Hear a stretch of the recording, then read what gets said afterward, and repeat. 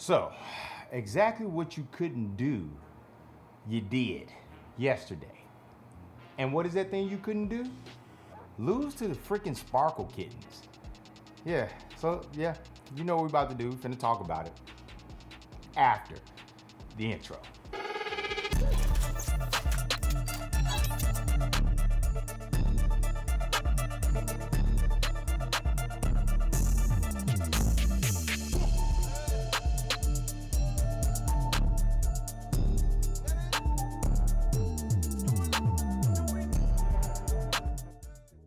Hey, what's up? It's your boy Bonafide, and this is Section 240, a channel all about the Tennessee Titans, but from a fan's perspective. Now, I'm not going to sugarcoat it, and we're going to get right into it. That game on yesterday that was played in Nissan Stadium, that was halfway filled, and some deemed the toilet bowl. Yeah, that probably was a way worse game than the game against the Commanders, and even the blowout loss against the Lions. Why? Is because we did everything that you should be able to do, and we still lost. We lost to a team that was coming off of a 5-game losing streak, who had lost their starting quarterback, and their defense ranked dead last in the NFL. This is the team that we lost to. And I don't know. I mean, we can make we want to point fingers, and there's a lot of fingers to go around. I mean, the only people that you can't blame for this loss is the fans, because wasn't none at the game that much. I mean, literally, that's how bad it was on the telecast. In the stadium, in the seats, they spell out the words Titans in white.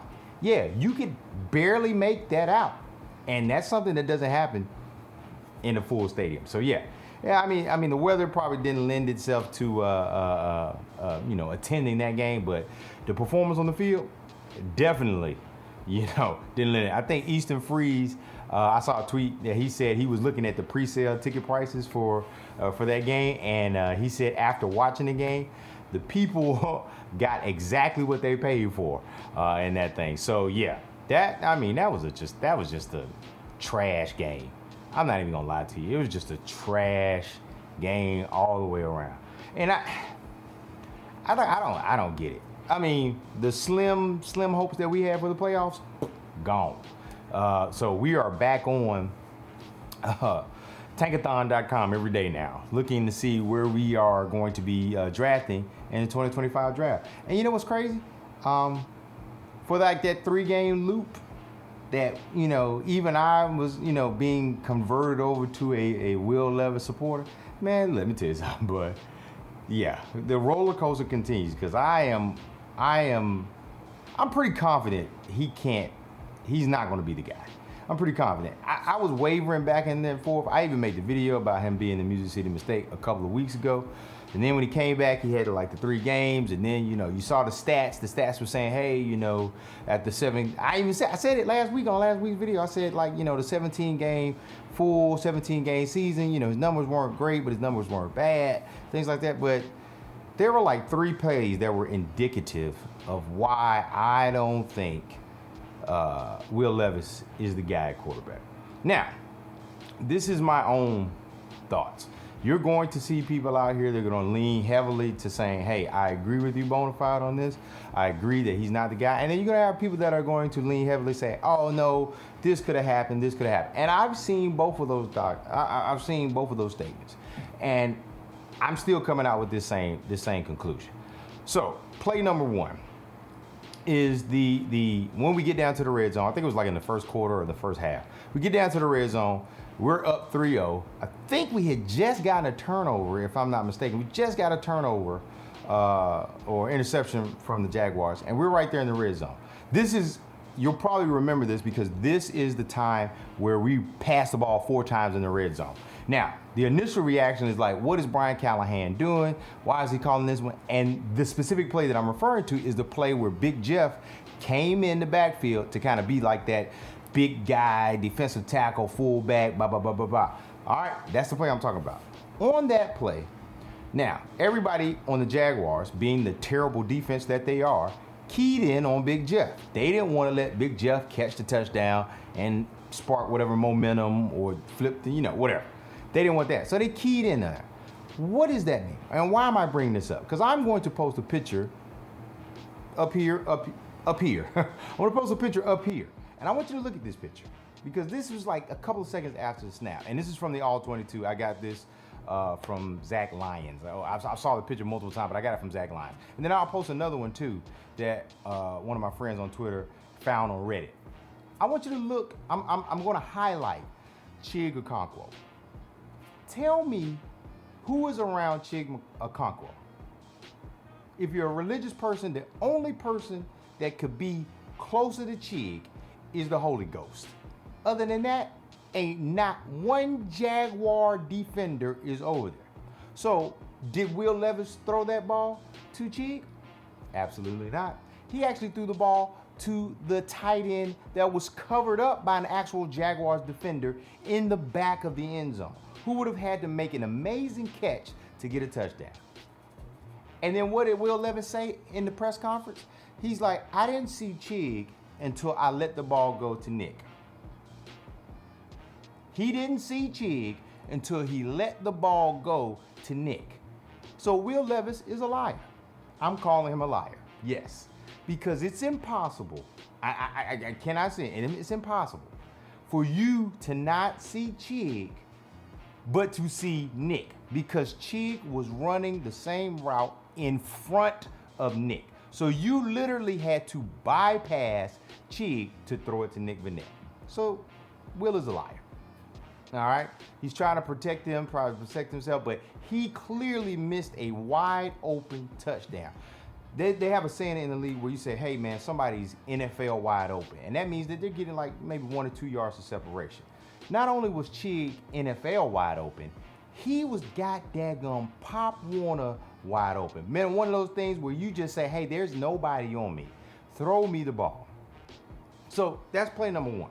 Play number 2, something that you probably won't even think about offhand, but it really stuck to me, is that I think we were in like 2nd and 10, 2nd and 6 or something like that. I think it was in the second half. 2nd and 10, 2nd and 6. We got the ball. Will drops back. And it looks like it's going to be a screen pass. I think they were looking down the field to Ridley. And Chig is out in the flats. The pass rush is coming. And instead of just saying, hey, my first read, my second read, and the hot read are closed. Now I'm doing this real lame. They're off. I'm just gonna throw the ball away. What does he do? He throws it to Chig, and Chig is immediately met behind the line of scrimmage by 2 Jaguar defenders. So instead of it being 3rd and manageable, it goes to 3rd and 12. He doesn't convert the 3rd down and return the ball, and we have to punt the ball away. So that's play number 2. Not having enough QB awareness to say, hey, he's behind the line of scrimmage. I'm just going to throw this ball away and get us into 3rd and manageable and see what we can do. He forces the ball to Chig, who clearly cannot make a play and clearly is stopped behind the line. So that's play number 2. Now, play number 3 is a controversial one. Now, this is the one that I say you'll probably see people saying, hey, McLean, Calvin could have did this and this, that, and third. And even Brian Callahan said it. But I have a very differing opinion of this. And this is just me. Again, it's me. You ain't got to agree with me if you want to. But Calvin, it's on, I think it's like 3rd down, 3rd and manageable. We're driving because we need to score because we're down. Because Jaguars just scored. So Calvin is running, I guess you call it an out. And Will bootlegs to it. So Will waits. Again, there's a saying NFL wide open, and then there's wide open. Will waits to the ultimately, and what I feel like in my opinion is the last second to throw the ball to Calvin Ridley. The fact of the matter is Calvin has to catch the ball, and I don't believe Calvin has enough time to plant his foot and turn up the field to get the 1st down. His momentum takes him out of the field of play. And the next play is the crazy throw to NWI, where it hits NWI in the hands. He can't get it down because it's raining. I'm gonna let that one slide. NWI has sure hands, and that one slides. And if you look at the catch, NWI had to turn and make some pirouetting throw. So yeah, I'm not blaming that. But if we go back to that third down play where we don't get the first down, so we have to go for that throw on the fourth down. On that same play, NWI was wide open in the end zone, and Levis didn't see him. Didn't see him because he was already locked in to Calvin Ridley being the receiver. These three plays are indicative to me that why Will Levis just doesn't have it. Will Levis could probably be a good long career backup, but the same things that they were saying about him in college are the same things that he is showing you now.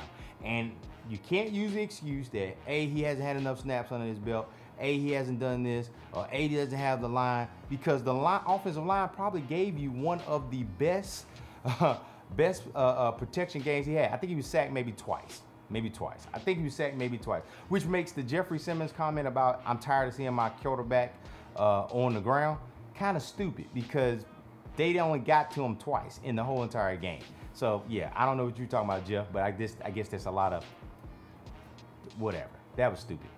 That's just stupid, Jeff. He went down twice. He wasn't on the ground. It wasn't like the 8-sack game we had earlier this year. So yeah, one of the better offensive line performances that we had. One of the better rushing performances that we had from Pollard. Pollard had freaking 100 yards rushing, and he had a TD call back on some BS call. I think it was on Nicholas Petit-Frere. So go figure there. And then also special teams. Special teams did not allow us to be out of the game. They didn't allow any big returns. I don't think anybody got past the 30. So everything that needed to happen to beat a team like the Jacksonville Jaguars occurred. It's just the QB play was sorely lacking. Like, the only thing that's consistent about Will Levis is his inconsistency. We get 3 games of good, and then the rest of them are just trash. It took us 6 games to get an actual good game out of him this season. So, I think there was a lot of falling on the sword for a lot of people, but yeah, it's just, you can't score 6 points, man. That was like the thing that was when we were on the live stream, and appreciate everybody that was joining the live stream. We talked about that, like, you score 6 points? 6 points. The Carolina Panthers out here scoring 20 and 22 points against a very good team. A very good team. Like, what are we doing here? Now, some of this blame definitely resides on the shoulders of a Brian Callahan. I look at the play at the end of the half where Will Levis got blown up and kind of maybe re-injured his arm or whatever.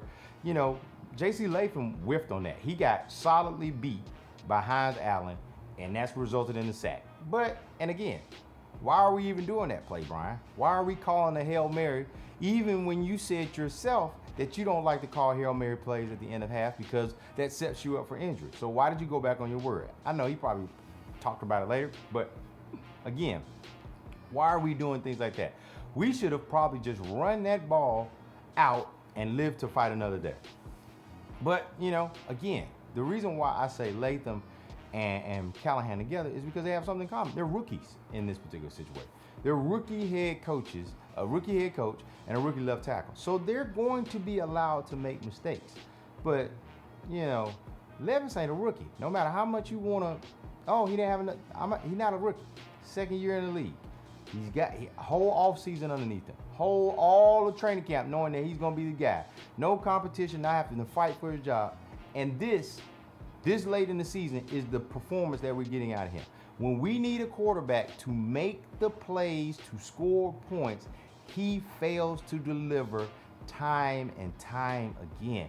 And that is why when you watch the game as a fan, and when I watch the game, and when everybody watches the game, it feels like these scores are insurmountable. We literally lost yesterday by 4 points. But that felt like 14 points because we don't have a quarterback that we can be consistent, confident in. You can't say it's on the wide receivers. You can't say it's on the offensive line. Wide receivers had 2 drops. I think Spears had one, and I think the NWI one in the end zone had a drop. But think about it. If we had a quarterback that could complete simple throws, we wouldn't even be trailing. We would have, at the most, the game would have been tied. We would have had 10 points on the board, but we can't score. The offense looks terrible. So that is why when I get to this, when I see this and I get to this particular conversation, I say to myself, yeah, I'm mad at Brian. And I said it on Twitter. I was pissed. I said his seat was hot. But then I think about it. I was like, how can you really evaluate Brian when your quarterback is as trash as the one we got? And I'm just being frank. You can say a lot of things, but you can't tell me that Will Levis is a good NFL quarterback. He has not proven it, and he has had time to prove it. So, yeah, while you can blame a lot on Rand, you can try to blame a lot on Miss Amy, you can blame a lot on Brian Callahan, you can blame, and some of the well-deserved blame on special teams, but a lot of these people are starting new, and I don't think you can be successful with a bad quarterback. Like, that's the league. I mean, we are 3-10 because of quarterback. I'm going to keep talking about this, and we're going to keep mentioning this on future videos. But in the draft, we need to focus on quarterback, right tackle, edge rusher, and wide receiver. Because while there are other glaring things that I could talk about, Harold Landry not being an effective pass rusher as we wanted him to be, Arden Key basically being invisible for most of the games that he's out there. I really can't get to those topics because the quarterback play is so bad. So basically, they're being saved from the wrath of Bonafide because the quarterback is just trash.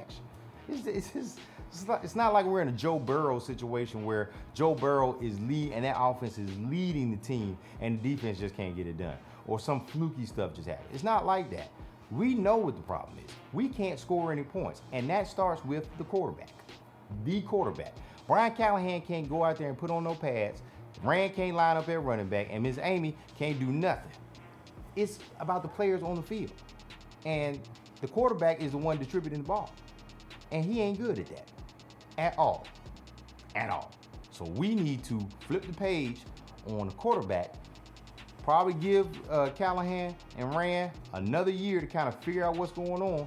Let's get healthy, but we need a new quarterback bad, among other things. Quarterback and right tackle are the two things that we need to have. Those questions need to be answered by the time we start training camp. And we're going to be diving into that all off season, everything like this. Because these next 4 games is basically you're going to try to see who wants to be here, who wants to be a Tennessee Titan, and who wants to continue to play NFL football. But yeah, that's it. So that is it. We've wrapped this video up. I'm going to stop filming this video, going to edit it, upload it for you, and then I'm going to turn right back around and work on our 1K subscriber giveaway. So be expecting that video shortly after this one drops. One of you lucky subscribers is finally going to get that jersey. I'm going to get your information from you, and I will be sending you the Oilers throwback jersey. But don't forget, if you're not a winner, I still got something for you.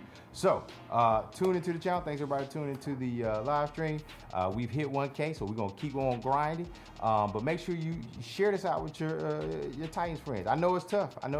But hey, it's a therapy session. My homie Billy from the chat says he enjoys the therapy sessions that we have on Sunday. So hey, it is cathartic. So we're gonna be live streaming again on Sunday as we take on the Bengals.